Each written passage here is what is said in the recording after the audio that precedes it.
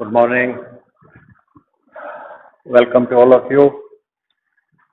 Yes, I would like to start with a passage in the form of a poem.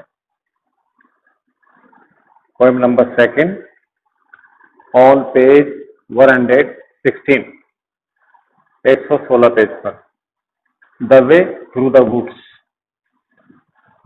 It is also a poem of recollection.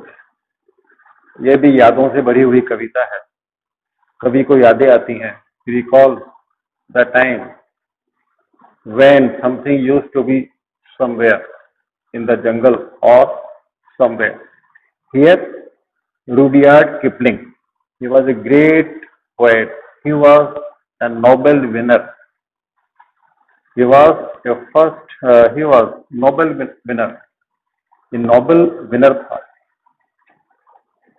And as for his birth in British India, he was born in British India on December 1865. 1865 तो ये बॉम्बे में इसका जन्म होता है. And there he wrote a very renowned book, The Jungle Book. Name of the book, The Jungle Book.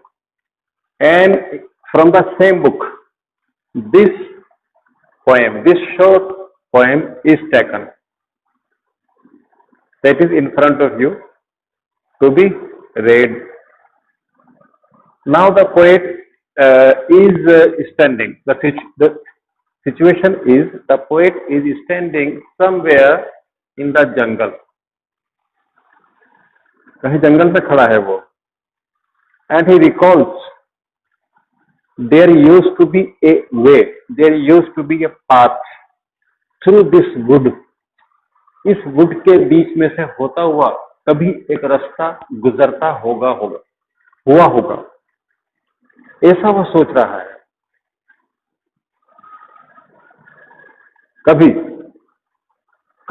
once upon a time, the time is given 70 years ago. He thinks 70 years ago there used to be a road, there used to be a way. एक रास्ता हुआ करता था. इस would में से होकर, इस हरे भरे जंगल में से होकर एक रास्ता निकलता होगा. 70 years back, 70 साल पहले. और आज की डेट में कभी कहता है नाउ टुडे, तो नाउ ही रिकॉल्स, वो रिकॉल करता है. और आज 70 years ago, weather and rain have undone it, undone, ruin, destroyed. वो 70 साल से लेकर अब तक मौसम की मार ने, with the force of the climate, season, the road is ruined. The road was destroyed by the constant powers of nature. Then he says, and now you would never know. और आज you means the people, लोग, जो आज के लोग हैं, आज मैं और आप, कोई भी यहां पर आके ये नहीं पहचान सकता, ये नहीं जान सकता कि यहां पर कभी रोड हुआ करता था. There was once, never know, there was once a path through the woods. कभी इस जंगल में से होकर एक रास्ता जाया करता था. ये आज किसी को भी पता नहीं चलेगा. 70 साल पहले लोगों ने इस रोड को ब्लॉक कर दिया था. This road was blocked, the way was blocked. And now the condition of the road, now it is underneath. So before they planted the trees, 70 साल पहले ये रोड था और आज की डेट में ये जो रोड है, ये जो वे है, ये जो रास्ता है, ये कवर्ड हो गया है.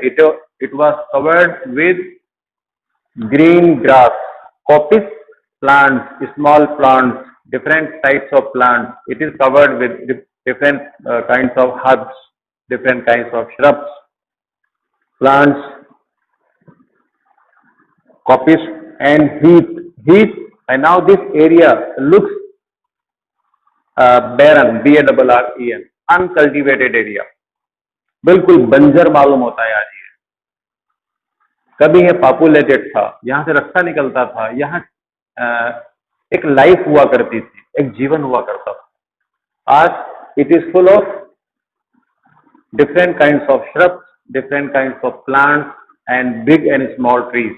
After 70 साल बाद ये बड़े बड़े पेड़ उगाए हैं, कई तरह के पौधे यहाँ पर फल फूल रहे हैं। वो कह रहे हैं इट इज अंडरनीथ मतलब पेड़ों के नीचे, बड़े बड़े पेड़ों के नीचे क्या है, घास उगाई है, पॉपिस, हरे भरे पौधे, छोटे बड़े पौधे उगाए हैं। और ये पूरा एरिया हीट लगता है, अनकल्टिवेटेड लैंड लगता है, बंजर जमीन जैसा लगता है। And thin anemones, small plants which are visible often outside our house और nearby countryside area, वो छोटे छोटे प्लांट्स ये नजर आते हैं। आज उस सड़क की जगह, सड़क के ऊपर ये चीजें नजर आ रही हैं। नेक्स्ट स्टेंजा है the only keeper sees, the only, there is none other there than caretaker. Keeper means रखवाला, उस जंगल का रखवाला जो भी वहां पर है। He sees whatever happens there, अब उसी की निगाह में वो सब कुछ है जो भी वहां हो रहा है। अब कोई वहां की एक्टिविटीज को देखने वाला नहीं है except beside keeper, beside caretaker of the would.